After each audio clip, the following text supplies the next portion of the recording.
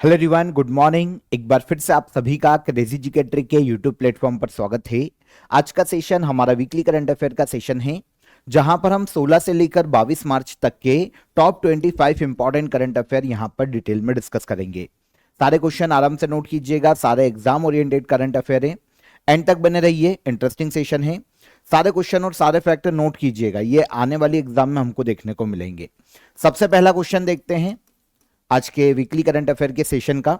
98th Oscar award 2026 में best film का Oscar पुरस्कार किस फिल्म को मिला है? तो सिंपल क्वेश्चन है, इसके बारे में मैंने आपको पढ़ाया था। इस बार 98th ऑस्कर अवार्ड का अनाउंसमेंट किया गया है, इसके समारोह का आयोजन किया गया 2026 में, और इसमें बेस्ट फिल्म का जो ऑस्कर अवार्ड है यह जीता है वन बैटल आफ्टर अनदर ने। आंसर हो जाएगा आंसर सी। आपको पता होना चाहिए कि ऑस्कर अवार्ड यूएसए में दिए जाते हैं। फिल्मों के क्षेत्र में दिए जाने वाले वर्ल्ड के सबसे बड़े अवार्ड हैं ऑस्कर अवार्ड, जिन्हें एकेडमिक अवार्ड के नाम से भी जाना जाता है। तो लॉस एंजलिस यूएसए में जो डॉल्बी थिएटर है यूएसए का, यहां पर इस समारोह का आयोजन किया गया। सबसे ज्यादा नॉमिनेशन तो सिनर्स नाम की मूवी को मिले थे, 16 नॉमिनेशन इसको मिले थे, लेकिन इसने केवल 4 ऑस्कर ही अपने नाम किए। वहीं पर वन बैटल आफ्टर अनदर ने सबसे ज्यादा 6 ऑस्कर अपने नाम किए। नॉमिनेशन सिनर्स को मिला था सबसे ज्यादा, लेकिन सबसे ज्यादा ऑस्कर किसने जीते? वन बैटल आफ्टर अनदर ने। तो 15 मार्च 2026 को यह कार्यक्रम आयोजित किया गया था। कॉनान ओब्रायन एक कॉमेडियन है, इन्होंने होस्ट किया था 98th ऑस्कर अवार्ड को। बेस्ट फिल्म के बारे में हमको पता चल गया, one battle after another. Other categories की जो मूवी है उनको देख लीजिए, वहां से भी क्वेश्चन आएंगे। तो इसके अलावा बेस्ट डायरेक्टर का जो अवार्ड है ये वन बैटल आफ्टर अनदर के ही डायरेक्टर पॉल थॉमस एंडरसन को दिया गया।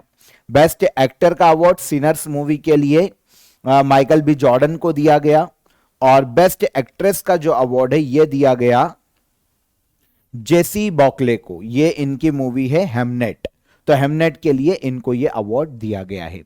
फिर बेस्ट इंटरनेशनल फीचर फिल्म की बात करें तो सेंटिमेंटल वैल्यू नॉर्वे की मूवी है, बेस्ट इंटरनेशनल फीचर फिल्म का अवार्ड इसको दिया गया। बेस्ट डॉक्यूमेंट्री शॉर्ट फिल्म की बात करें तो ऑल द एम्पटी रूम्स को यह अवार्ड दिया गया। बेस्ट एनिमेटेड शॉर्ट फिल्म का अवार्ड दिया गया the girl who cried pearls. Best casting category ये इसी बार निकली है 98th ऑस्कर में, तो ये अवार्ड दिया गया वन बैटल आफ्टर अनदर के लिए कैसेंड्रा कुलुकुनंडिस, इनका नाम है कुलुकुनंडिस। तो इनको दिया गया बेस्ट कास्टिंग का अवार्ड। न्यू कैटेगरी है, इसको याद रखिएगा, ये पूछा जा सकता है क्योंकि इसी बार इस कैटेगरी को ऐड किया गया है। बीसीसीआई नमन अवार्ड 2026 में बेस्ट इंटरनेशनल क्रिकेटर का पॉली उमरीगर अवार्ड किस खिलाड़ी को दिया गया? तो बीसीसीआई ने अपने एनुअल अवार्ड को अनाउंस किया है। 2026 में ये अवार्ड दिए गए, लेकिन 2025 की परफॉर्मेंस के आधार पर ये दिए गए हैं। इसमें जो बेस्ट इंटरनेशनल क्रिकेटर होता है ना, उसको जो अवार्ड दिया जाता है उसे कहा जाता है पॉली उमरीगर अवार्ड, और ये बीसीसीआई के द्वारा दिया गया है शुभमन गिल को। Answer B. बीसीसीआई द्वारा नमन अवार्ड हाल ही में आयोजित किए गए। क्रिकेट के क्षेत्र में बेस्ट परफॉर्मर को ये अवार्ड दिए जाते हैं अलग अलग कैटेगरीज में। हर साल जब दिए जाते हैं ना, तो पिछले लास्ट ईयर के जो परफॉर्मेंस है उसके आधार पर दिए जाते हैं। तो 2026 में जो दिए गए वो 2025 के परफॉर्मेंस के आधार पर है। तो शुभमन गिल को बेस्ट इंटरनेशनल क्रिकेटर के लिए पॉली उमरीगर अवार्ड से सम्मानित किया गया। इसके अलावा जो अदर कैटेगरी है उसमें बेस्ट इंटरनेशनल क्रिकेटर विमेन की बात करें तो ये स्मृति मंधाना रही है। इनके बाद CK Naidu lifetime achievement award दिया गया राहुल द्रविड़ और रोजर बिन्नी को, दो लोगों को। BCCI life time achievement award for women की बात करें तो ये मिताली राज को दिया गया। बेस्ट इंटरनेशनल डेब्यू मैन की बात करें तो ये हर्षित राणा को दिया गया, और बेस्ट इंटरनेशनल डेब्यू विमेन की बात करें तो ये एन श्री चरणी को दिया गया है। तो ये अदर कैटेगरीज हैं, इनको भी याद रखना। वर्ल्ड हैप्पीनेस इंडेक्स 2026 में भारत की रैंक क्या है? World happiness index United nation की एक बॉडी है जो कि इस इंडेक्स को जारी करती है, आगे हम बात करेंगे। यह इंडेक्स इस आधार पर जारी किया जाता है कि कौन सा देश खुशहाली में सबसे ज्यादा आगे है। अब हैप्पीनेस का पैमाना क्या होता है? तो देखिए, ऑल ओवर अलग अलग इंडिकेटर्स होते हैं। जैसे किसी देश में हेल्थ सिस्टम बहुत अच्छा हो, एजुकेशन बहुत अच्छा हो, पर कैपिटा इनकम अच्छी हो, है ना, लाइफ जो जीवन प्रत्याशा है, औसत जीने की जो एज है वो अच्छी हो लोगों की, लोग बहुत ज्यादा संतुष्ट हो, गुड गवर्नेंस उस देश में देखने को मिल रहा हो, गवर्नमेंट इंस्टीट्यूशन में करप्शन ना हो। तो ये अलग अलग पैमाने होते हैं, इन्वायरमेंट बहुत क्लीन हो। तो ये अलग अलग पैमाने होते हैं खुशहाली के। तो इसी आधार पर वर्ल्ड हैप्पीनेस इंडेक्स को निकाला जाता है। 2026 का जो इंडेक्स लाया गया है ना, इसमें इंडिया को 116 रैंक पर रखा गया है। कितनी? 116 रैंक। लास्ट ईयर इंडिया की 118 रैंक थी, मतलब 2 रैंक का इस बार वर्ल्ड हैप्पीनेस इंडेक्स में इंडिया की रैंक का सुधार हुआ है। जारी कौन करता है? United nation sustainable development solution network हर साल इस इंडेक्स को जारी करता है वर्ल्ड हैप्पीनेस इंडेक्स के नाम से। तो ये जो इंडेक्स आया ना, ये 2025 की रिपोर्ट पर आधारित है, world happiness report, annual report है। इसमें टोटल 147 कंट्रीज को रैंक किया गया। 147 कंट्रीज की रैंक में इंडिया को 116 रैंक दी गई। लास्ट ईयर 118 रैंक थी, मतलब 2 रैंक का इंडिया का सुधार हुआ है। टॉप पर कौन? तो लगातार 9वें साल इस इंडेक्स में फिनलैंड, जो कि यूरोप का देश है, वो पहले स्थान पर रहा है। टॉप 3 में देखने को मिलते हैं फिनलैंड, आइसलैंड और डेनमार्क।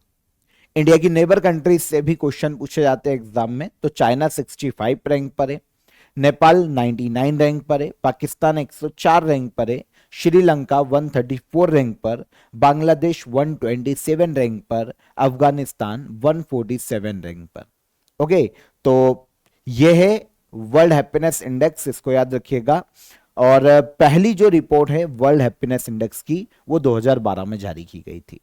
2026 की रिपोर्ट में इंडिया 147 कंट्रीज में 116 रैंक पर है। भारत के 94th चेस ग्रैंड मास्टर और पूर्वोत्तर भारत से पहले चेस ग्रैंड मास्टर कौन बने हैं? तो इंडिया के 94th चेस ग्रैंड मास्टर बने हैं, इनका नाम है मयंक चक्रवर्ती। अब यहां पर इंटरेस्टिंग एक और चीज है कि भारत के 94th शतरंज ग्रैंड मास्टर तो हैं ही, पूर्वोत्तर भारत से आने वाले पहले चेस ग्रैंड मास्टर हैं। कौन? मयंक चक्रवर्ती। ओके, कहां से आते हैं? तो ये आते हैं असम से। असम से हैं और इनकी एज है 16 साल। देखिए, किसी को भी चेस ग्रैंड मास्टर का खिताब तब दिया जाता है, टाइटल तब दिया जाता है, जब उन्होंने फिडे की, जो इंटरनेशनल चेस फेडरेशन है, उसके 3 ग्रैंड मास्टर नॉर्म जीते हों और जिनकी इलो रेटिंग 2500 से ज्यादा।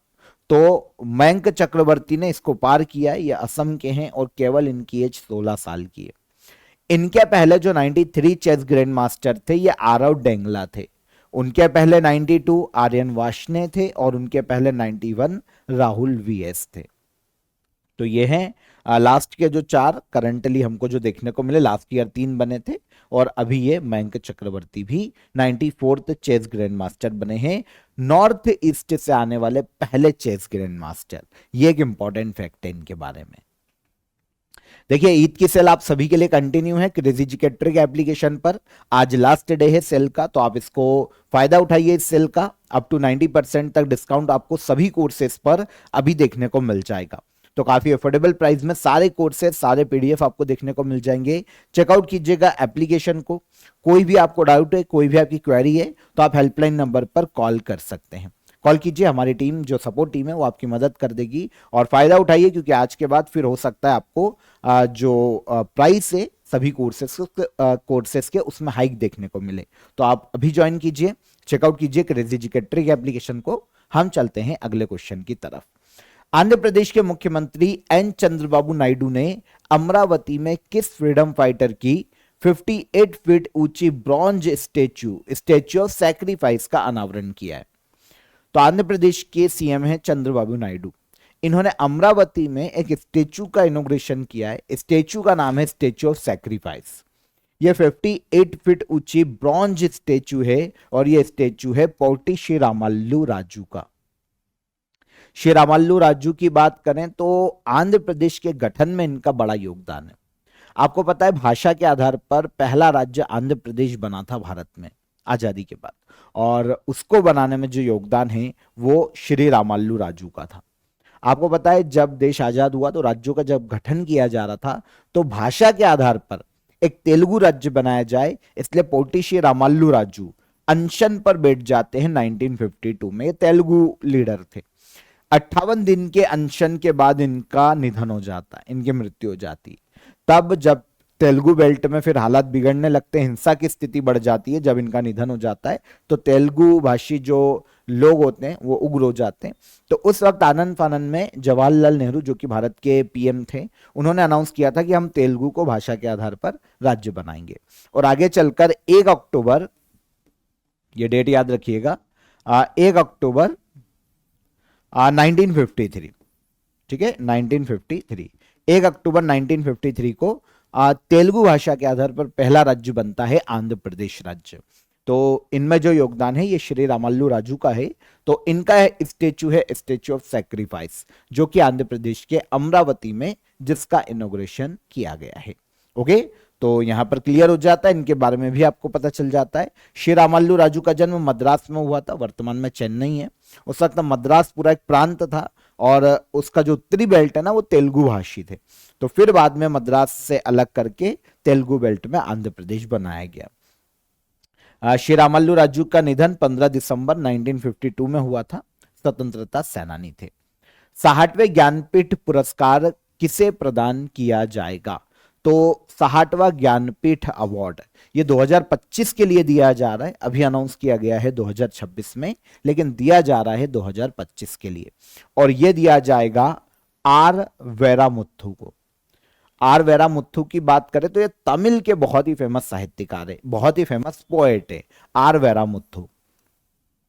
इन्हें 2025 के लिए 60वें ज्ञानपीठ अवार्ड से सम्मानित किया जाएगा।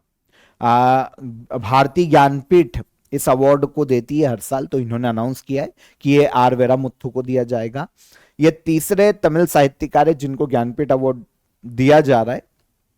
ज्ञानपीठ अवार्ड पाने वाले तीसरे तमिल साहित्यकार।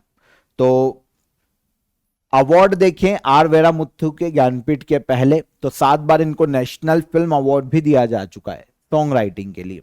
पद्मश्री 2003 में दिया गया था, पद्म भूषण 2014 में दिया जा चुका है और साहित्य अकादमी अवार्ड भी इनको 2003 में दिया जा चुका है। अब फाइनली इनको ज्ञानपीठ अवार्ड दिया गया है, 60वां ज्ञानपीठ अवार्ड 2025 के लिए आर वेरामुथु को।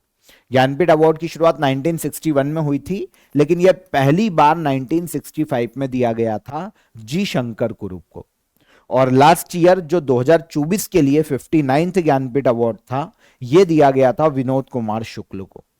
हिंदी साहित्यकार हैं छत्तीसगढ़ के, इनका कुछ समय पहले निधन भी हो गया है, तो इनको दिया गया था विनोद कुमार शुक्ल को 59th ज्ञानपीठ अवार्ड। अब 60 ज्ञानपीठ अवार्ड आर वेरामुथु को दिया गया। Initiative of the year award हाल ही में किस देश के सेंट्रल बैंक को दिया गया है? तो initiative of the year award ये दिया गया है रिजर्व बैंक ऑफ इंडिया को, भारत की केंद्रीय बैंक को।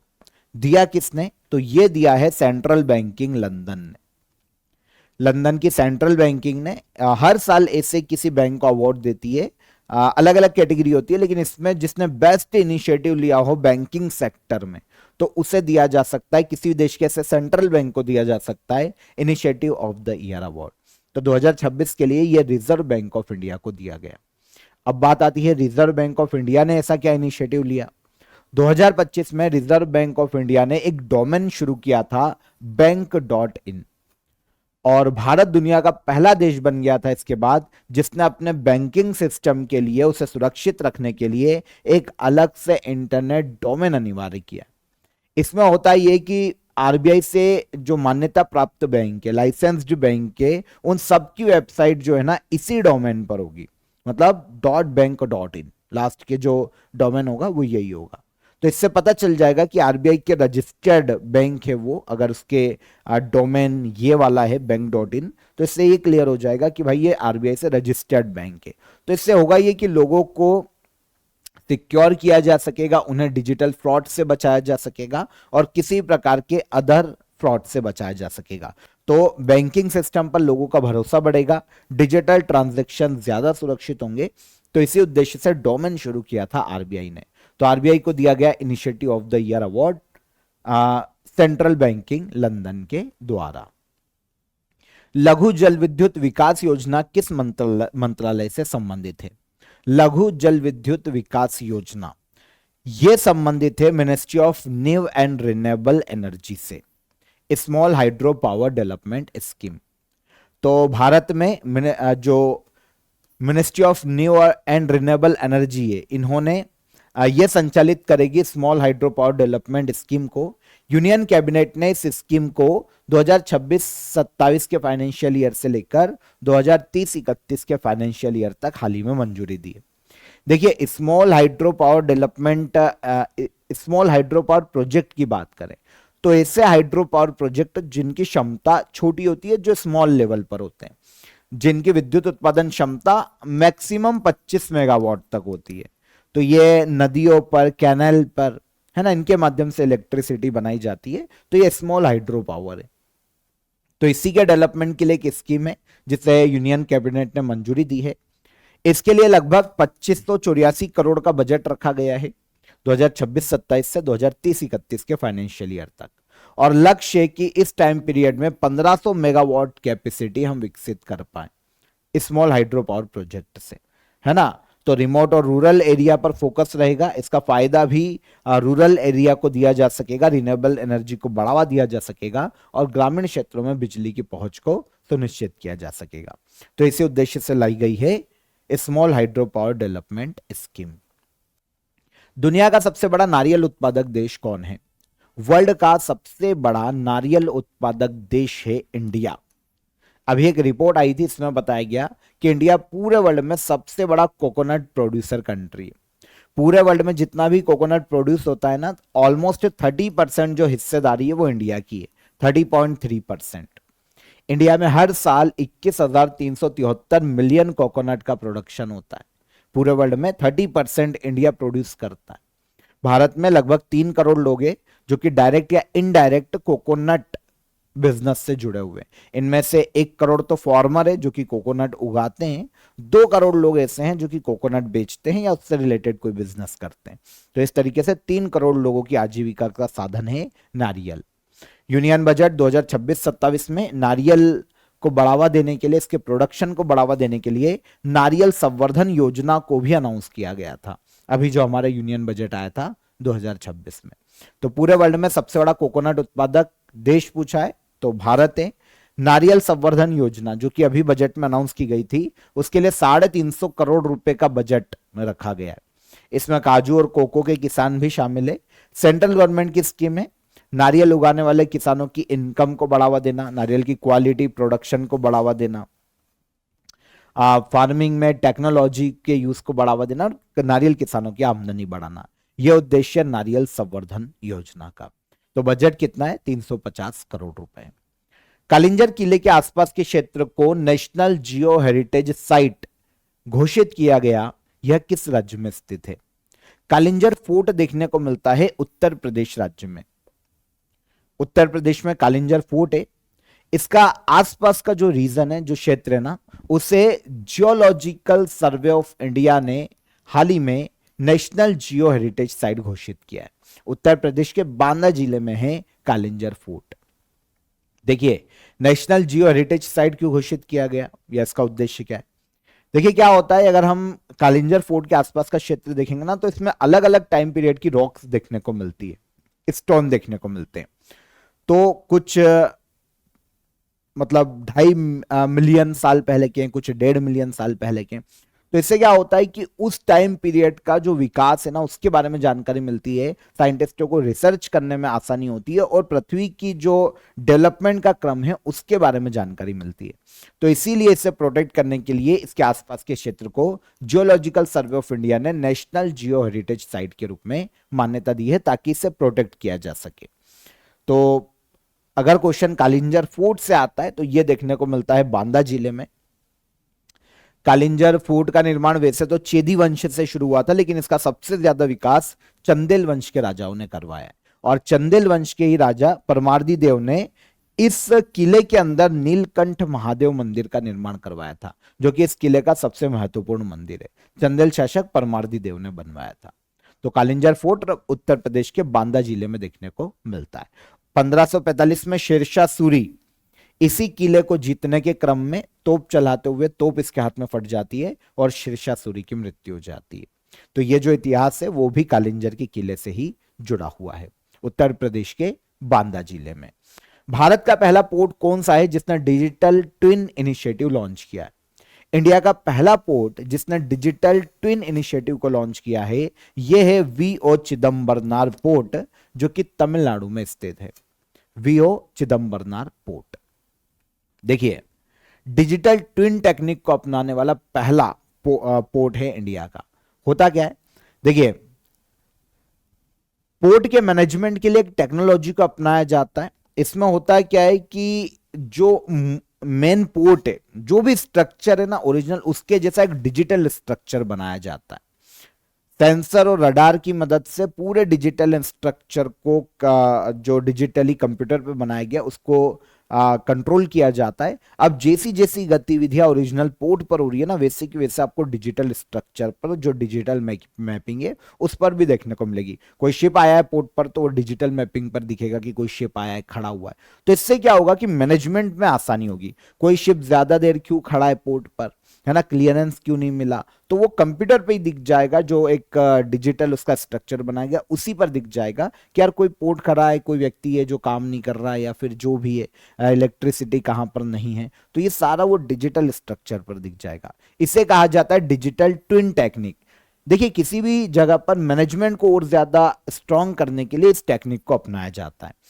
तो पहला पोर्ट वीओ चिदम्बरनार पोर्ट बना है जिसने डिजिटल ट्विन टेक्निक को अपनाया है।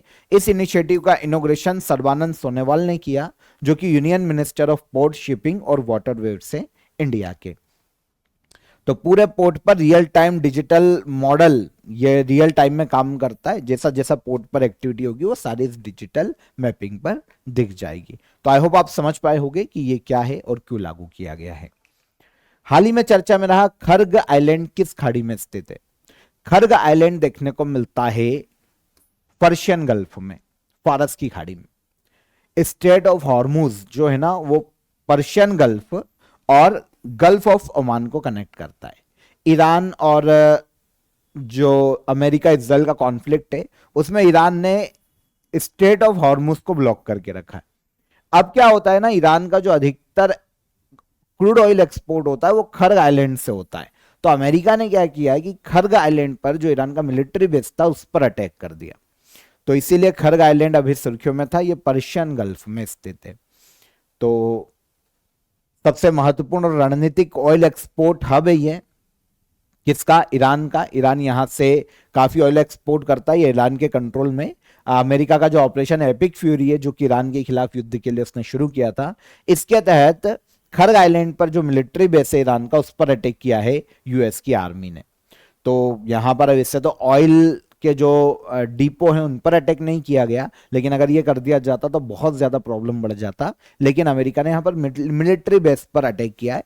फिर भी क्योंकि ये ईरान के लिए बहुत ही इंपॉर्टेंट है, ईरान का अधिकांश जो क्रूड ऑयल एक्सपोर्ट है वो खर्ग आइलैंड से होता है। तो ये फारस की खाड़ी में स्थित है, इसको याद रखना। विश्व पैरा एथलेटिक्स ग्रैंड प्रिक्स 2026 की मेडल टैली में पहला स्थान किस देश ने प्राप्त किया है? तो world para athletics grand prix 2026 इसका आयोजन नई दिल्ली में किया गया था। इसमें मेडल टैली में पहला स्थान हासिल किया है इंडिया ने। किसने हासिल किया है? इंडिया ने। ठीक है, तो नई दिल्ली में world para athletics grand prix 2026 का आयोजन किया गया। जवाहरलाल नेहरू स्टेडियम नई दिल्ली में यह आयोजित हुआ था।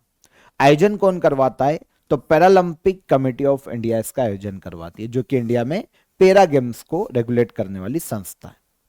पैरा एथलेटिक्स गेमों का यह आयोजन करती है। अब जो मेडल टैली है उसमें पहले स्थान पर इंडिया रहा world para athletics grand prix में। इंडिया ने टोटल 208 मेडल अपने नाम किए, 75 गोल्ड, 69 सिल्वर और 64 ब्रॉन्ज। रशिया सेकंड पर रहा 35 मेडल के साथ, और बोस्निया और हर्जेगोविना तीसरे स्थान पर रहा 3 मेडल के साथ। तो मेडल टैली में पहले स्थान पर इंडिया और रशिया है दूसरे स्थान पर।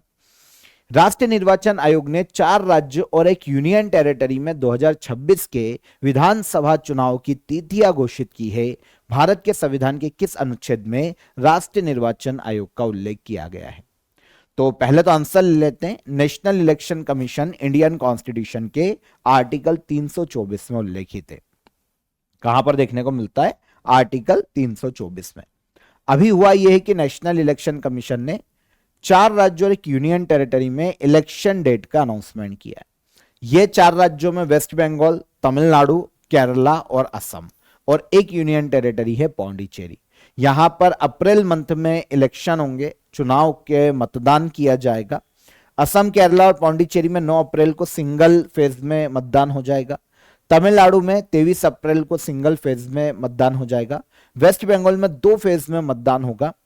पहले फेज में 152 सीटों पर, दूसरे फेज में 142 सीटों पर मतदान होगा पश्चिम बंगाल में। 5 राज्यों के जो चुनाव के रिजल्ट है वो आएंगे 4 मई को। कब आएंगे? 4 मई को। तो ये इलेक्शन कमीशन ऑफ इंडिया है, इंडियन एक कॉन्स्टिट्यूशनल बॉडी है। इंडियन कॉन्स्टिट्यूशन के आर्टिकल 324 में इलेक्शन कमीशन ऑफ इंडिया का उल्लेख है।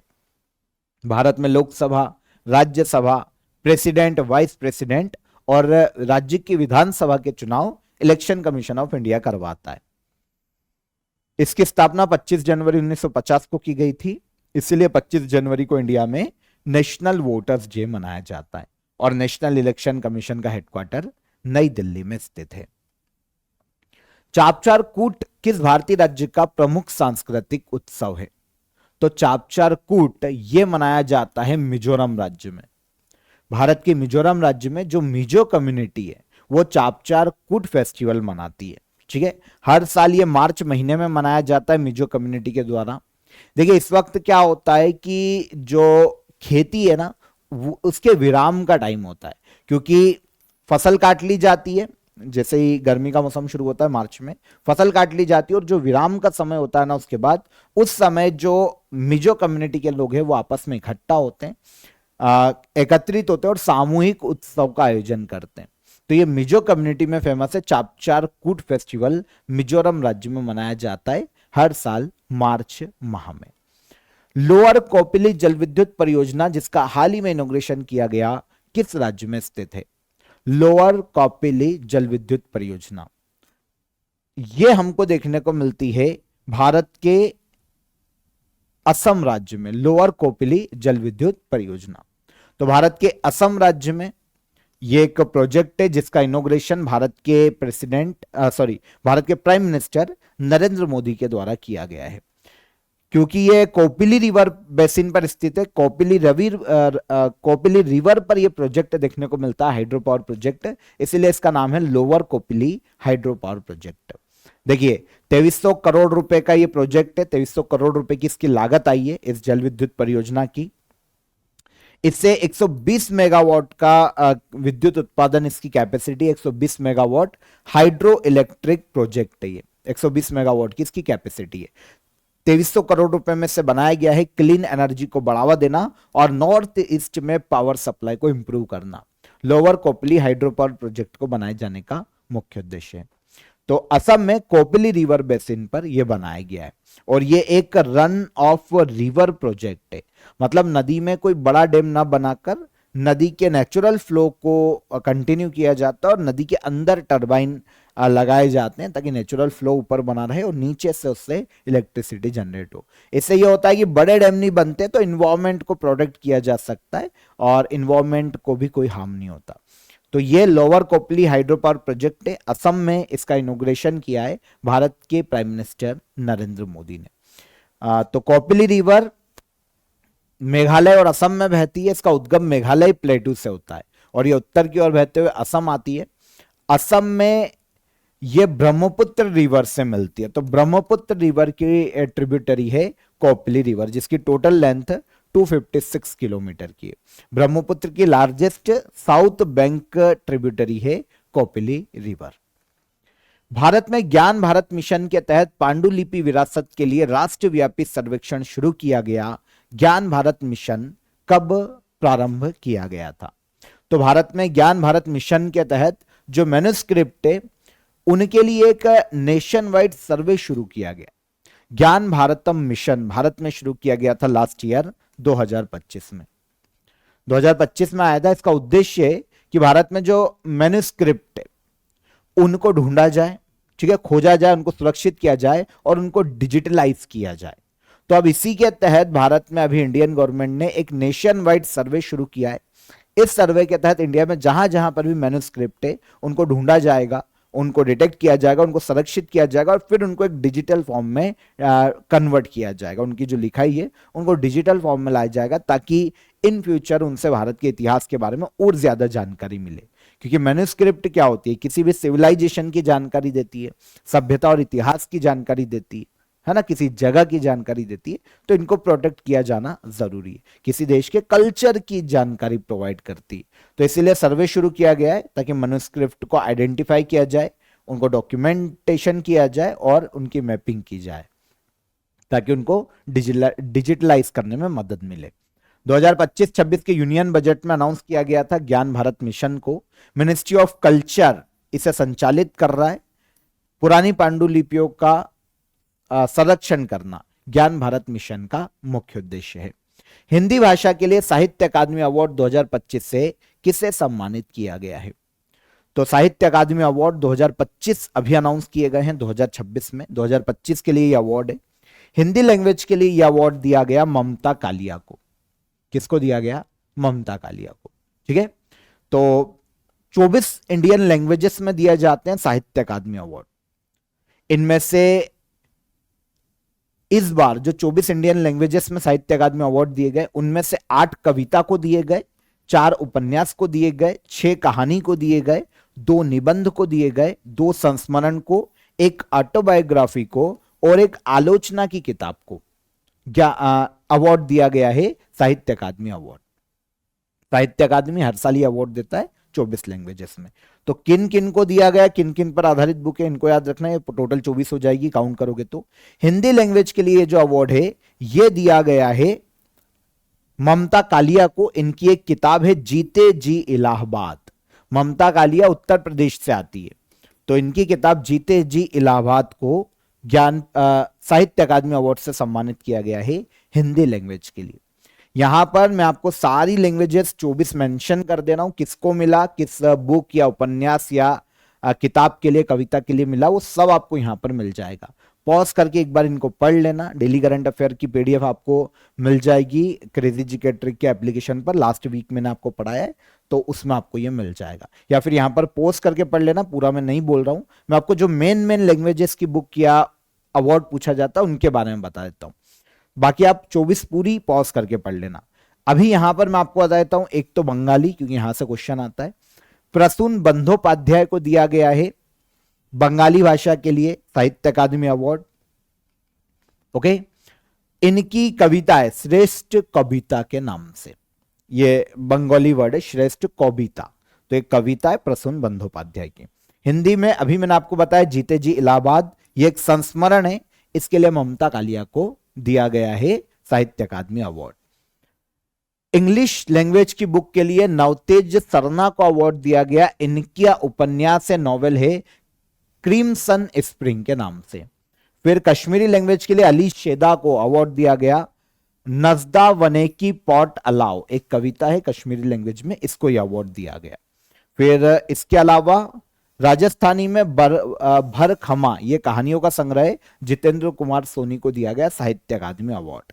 संस्कृत में प्रस्थान चतुष्टेय तये ब्रह्म घोष, ये संस्कृत वर्ड है, तो कविता है ये एक प्रकार। तो महामहोपाध्याय साधु भद्रेश दास को दिया गया प्रस्थान चतुष्टये ब्रह्म घोष कविता के लिए साहित्य अकादमी अवार्ड। तो ये संस्कृत हो गई। और इसके बाद उर्दू को याद रख लो, कविता है सफर जारी है, इसके लिए प्रीतपाल सिंह बेताब को दिया गया साहित्य अकादमी अवार्ड। तो ये 24 लैंग्वेजेस से सारी पॉज करके पढ़ लेना, मैंने आपको मेन बता दी है जहां से क्वेश्चन पूछा जाता है। आगे आ जाइए, नौरोज किस धर्म के नव वर्ष के रूप में मनाया जाता है? तो नौरोज त्योहार जो है वो पारसी धर्म के नव वर्ष के रूप में मनाया जाता है। पारसी कैलेंडर के न्यू ईयर के रूप में से मनाया जाता है। पारसी लोग मनाते हैं नौरोज को। 2026 में ये 20 मार्च को मनाया गया है। प्रकृति प्रेम से संबंधित उत्सव है। ये ईरानी कैलेंडर के पहले महीना जो फारवर्दिन कहलाता है उसका पहला दिन होता है। हमारा जो कैलेंडर है ग्रेगोरियन कैलेंडर, उसमें ये मार्च मंथ में आता है। तो इस बार 20 मार्च को मनाया गया नौरोज त्योहार। पारसी पहले फारस में रहते थे, जो आज का ईरान है, तो पारसी नववर्ष के रूप में नौरोज मनाया जाता है। इतिहास में इल्तुतमिश एक शासक हुआ है ना, इल्तुतमिश ने नौरोज उत्सव मनाए जाने की शुरुआत की थी, सल्तनत कालीन शासक था। और आगे चलकर औरंगजेब ने नौरोज को इंडिया से पूरी तरीके से समाप्त कर दिया था। नौरोज को बंद करने का श्रेय दिया जाता है औरंगजेब को। तो ये नौरोज का इतिहास है। ग्रेगोरियन कैलेंडर में, जो हमारा ग्रेगोरियन कैलेंडर है, 19 मार्च से 22 मार्च के बीच में आता है नौरोज। तो किस धर्म का त्योहार है? तो नौरोज पारसी धर्म का त्योहार है। भारत वर्तमान में विश्व में मेट्रो नेटवर्क के आकार में किस स्थान पर है? तो मेट्रो नेटवर्क के आकार के मामले में इंडिया तीसरे स्थान पर आता है वर्ल्ड में। पहले पर आता है चाइना, सेकंड पर आता है अमेरिका, इंडिया आता है तीसरे नंबर पर। इंडिया में जो ऑपरेशनल मेट्रो नेटवर्क है ना, वो वर्तमान में 1143 किलोमीटर का है और ऑलमोस्ट 936 किलोमीटर अंडर कंस्ट्रक्शन है। इंडिया के 29 शहरों तक मेट्रो फैल चुका है। हर रोज 11.5 मिलियन, ऑलमोस्ट 1 करोड़ से ज्यादा यात्री मेट्रो में सफर करते हैं। और यहां पर इंटरेस्टिंग ये है कि जितने भी 100% लोग मेट्रो में सफर करते हैं ना, उनमें से 55% अकेले दिल्ली मेट्रो में सफर करते हैं। तो सबसे सक्सेसफुल है दिल्ली मेट्रो। और मेट्रो नेटवर्क के मामले में इंडिया चीन और अमेरिका के बाद तीसरे स्थान पर आता है। Kalinga institute of social sciences मानवीय पुरस्कार 2025 किसे प्रदान किया गया? Kalinga institute of social sciences humanitarian award, जिसे किस ह्यूमैनिटेरियन अवार्ड के नाम से जाना जाता है, यह दिया गया नीता अंबानी को। किसको दिया गया? नीता अंबानी को। 2025 के लिए यह अवार्ड दिया गया है। नीता अंबानी को education, health care, women empowerment और रूरल डेवलपमेंट में इनका जो योगदान है, उसके लिए यह अवार्ड दिया गया है। रिलायंस फाउंडेशन के माध्यम से ये काफी परोपकार के काम करती है। तो नीता अंबानी को किस ह्यूमैनिटेरियन अवार्ड 2025 से सम्मानित किया गया? ओडिशा के भुवनेश्वर में Kalinga institute of social sciences campus में नीता अंबानी को यह अवार्ड दिया गया। अवार्ड की शुरुआत 2008 में की गई थी। Kalinga institute of social sciences का हाईएस्ट ऑनर है। ऐसे किसी व्यक्ति को दिया जा सकता है जिन्होंने सोशल वर्क के लिए अपना योगदान दिया हो, सोशल डेवलपमेंट के लिए, या फिर मानवीय मूल्यों को बनाए रखने के लिए योगदान दिया हो, परोपकार के काम किए हो, तो ऐसे किसी व्यक्ति को यह अवार्ड दिया जा सकता है। स्टॉकहोम वाटर प्राइज 2026 किसे प्रदान किया गया? स्टॉकहोम वाटर प्राइज 2026 दिया गया है कावेह मदानी को। कावेह मदानी ईरान के बहुत ही फेमस साइंटिस्ट हैं। इनको दिया गया 2026 के लिए स्टॉकहोम वाटर प्राइज। देखिए, स्टॉकहोम वाटर प्राइज जो है ना, ये नोबेल प्राइज ऑफ वाटर कहलाता है। ऐसा कोई भी व्यक्ति जिन्होंने वाटर कंजर्वेशन के क्षेत्र में अपना योगदान दिया हो, ऐसे किसी व्यक्ति को स्टॉकहोम वाटर प्राइज दिया जा सकता है। यहां पर ईरानी साइंटिस्ट कावेह मादानी की बात करें तो ये यूनाइटेड नेशन में एक पद पर है। United nation university institute for water, environment और हेल्थ, इसके डायरेक्टर के पद पर हैं मदानी वर्तमान में। तो डायरेक्टर पद पर रहते हुए वाटर मैनेजमेंट के लिए इनका जो योगदान है, इसीलिए इनको हाल ही में स्टॉकहोम वाटर फाउंडेशन के द्वारा स्टॉकहोम वाटर प्राइज से सम्मानित किया गया 2025 के लिए। और 44 ईयर की इनकी एज है मदानी की। सबसे कम उम्र के व्यक्ति है जिन्हें स्टॉकहोम वाटर प्राइज से सम्मानित किया गया है। Stockholm water prize Nobel prize of water कहलाता है। 1991 में इसकी शुरुआत की गई थी और वाटर कंजर्वेशन के क्षेत्र में यह अवार्ड कौन देता है? स्टॉकहोम वाटर फाउंडेशन यह अवार्ड हर साल देता है। भीम पेमेंट ऐप का ब्रांड एम्बेसडर किसे नियुक्त किया गया है? भीम पेमेंट ऐप एक डिजिटल पेमेंट ऐप है। इसके नए ब्रांड एम्बेसडर बनाए गए हैं महेंद्र सिंह धोनी। महेंद्र सिंह धोनी रांची टूरिज्म को भी प्रमोट करते हैं। रांची टूरिज्म के भी, या फिर झारखंड टूरिज्म बोलें, झारखंड टूरिज्म के भी ब्रांड एम्बेसडर हैं कौन? महेंद्र सिंह धोनी, क्योंकि ये रांची के रहने वाले। अब महेंद्र सिंह धोनी को भीम पेमेंट ऐप का ब्रांड एम्बेसडर नियुक्त किया गया है।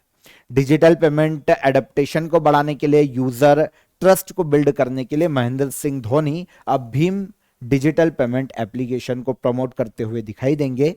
भीम एप्लीकेशन 15 से ज्यादा रीजनल लैंग्वेज में अभी वर्किंग है इंडिया में। 15 से ज्यादा रीजनल लैंग्वेज को ये सपोर्ट करता है। लो कनेक्टिविटी के एरिया के हिसाब से भी इसको डिजाइन किया गया है। ग्रामीण क्षेत्रों में जहां पर इंटरनेट नहीं है वहां पर भी भीम एप्लीकेशन इजीली काम कर सकता है। तो भीम डिजिटल पेमेंट एप्लीकेशन के ब्रांड एम्बेसडर कौन बने? महेंद्र सिंह धोनी। संयुक्त राष्ट्र द्वारा घोषित विश्व हिमनद दिवस हर वर्ष कब मनाया जाता है? World day for glacier. यह हर साल मनाया जाता है 21 मार्च को। अब इंटरेस्टिंग यह है कि 2025 में ही यूनाइटेड नेशन ने इसे अनाउंस किया। 2025 में ही यह पहली बार मनाया गया था। यूनाइटेड नेशन जनरल असेंबली में 2022 में एक प्रस्ताव आया था कि ग्लेशियर प्रिजर्वेशन के लिए कोई डे मनाया जाना चाहिए ताकि ग्लेशियर के संरक्षण के लिए लोगों को अवेयर किया जा सके। तो 2025 में यूनाइटेड नेशन ने international year of glacier conservation घोषित किया 2025 को, और साथ ही साथ 2025 में पहली बार 21 मार्च को वर्ल्ड डे फॉर ग्लेशियर भी मनाया गया। इस बार 2026 की थीम अनाउंस नहीं की गई है। 2025 में जो पहली बार मनाया गया वर्ल्ड डे फॉर ग्लेशियर, उसकी थीम है ग्लेशियर प्रिजर्वेशन। कब मनाया जाता है वर्ल्ड डे फॉर ग्लेशियर? तो ये 21 मार्च को मनाया जाता है। लास्ट क्वेश्चन, जनजाति कार्य मंत्रालय ने रीसा टाइमलेस ट्राइबल नाम का प्रीमियम ब्रांड लॉन्च किया है, यह किससे संबंधित है? तो मिनिस्ट्री ऑफ ट्राइबल अफेयर ने एक ब्रांड जारी किया, एक ब्रांड अनाउंस किया है जिसका नाम है रीसा टाइमलेस ट्राइबल। एक्चुअल में इस ब्रांड नेम के अंतर्गत जनजातियों से संबंधित जो वस्त्र हैं, जो बुनाई प्रोडक्ट हैं, जो हैंडलूम प्रोडक्ट है, उनको प्रमोट किया जाएगा और उनको ग्लोबली पहचान दिलाने के लिए काम किया जाएगा। तो इसका नाम है Risa timeless tribal premium brand. Tribal textile और हैंडलूम प्रोडक्ट को प्रमोट करने के लिए यह ब्रांड अनाउंस किया गया है। तो मिनिस्ट्री ऑफ ट्राइबल अफेयर ने रीसा टाइमलेस ट्राइबल नाम का प्रीमियम ब्रांड लॉन्च किया। Tribal cooperative marketing development federation of India ये संचालित करेगी, ये कार्य करेगी रीसा टाइमलेस ट्राइबल को लेकर। ये जो संस्था है ना, भारत में जनजाति प्रोडक्ट को प्रमोट करने के लिए ही काम करती है ना। तो यूनियन मिनिस्टर है, अगर हम मिनिस्ट्री ऑफ ट्राइबल अफेयर की बात करें तो इसके यूनियन मिनिस्टर हैं केंद्रीय मंत्री जुआल ओराम। इन्होंने नई दिल्ली में लॉन्च किया है रीसा टाइमलेस ट्राइबल, है ना, प्रीमियम ब्रांड। तो उद्देश्य ट्राइबल टेक्सटाइल, एम्ब्रॉयडरी और हैंडीक्राफ्ट जो हैं उन्हें ग्लोबल प्रीमियम मार्केट में प्रमोट करना एक ब्रांड नेम के साथ। तो इसीलिए इसका नाम रीसा रखा गया है। अब देखिए जो रीसा है ना, एक्चुअल में त्रिपुरा में एक ट्रेडिशनल हाथ से बुना हुआ स्टॉल मिलता है, त्रिपुरा का है, जनजातियों में फेमस है, जनजातियों का ये, तो उसका नाम रीसा है। तो यहीं से नाम आया है रीसा और इसको पूरा नाम दे दिया गया रीसा टाइमलेस ट्राइबल प्रीमियम ब्रांड। जनजातियों के हैंडलूम है, जो उनका टेक्सटाइल है, उन प्रोडक्ट को प्रमोट करना, उन्हें ग्लोबल मार्केट में सेल करना, प्रमोट करना रीसा नाम के प्रीमियम ब्रांड का मुख्य उद्देश्य है। तो यहां पर हमने 16 से लेकर 22 मार्च तक के सभी करंट अफेयर डिटेल में डिस्कस किए। आई होप सारे क्वेश्चन आपको समझ में आए होंगे। सेशन पसंद आया हो तो लाइक और शेयर करके जाइएगा। ईद की सेल का फायदा उठाइए। क्रेजी जीके ट्रिक एप्लीकेशन को चेकआउट कीजिए, वहां पर आपको सभी कोर्सेस अप टू 90% तक ऑफ में देखने को मिल जाएंगे। तो लाइक और शेयर करके जाइएगा। चैनल पर पहली बार आए हो तो सब्सक्राइब कर लो। कल फिर मुलाकात करेंगे नेक्स्ट डे के करंट अफेयर में। तब तक अपना ख्याल रखिएगा। जय हिंद, जय भारत।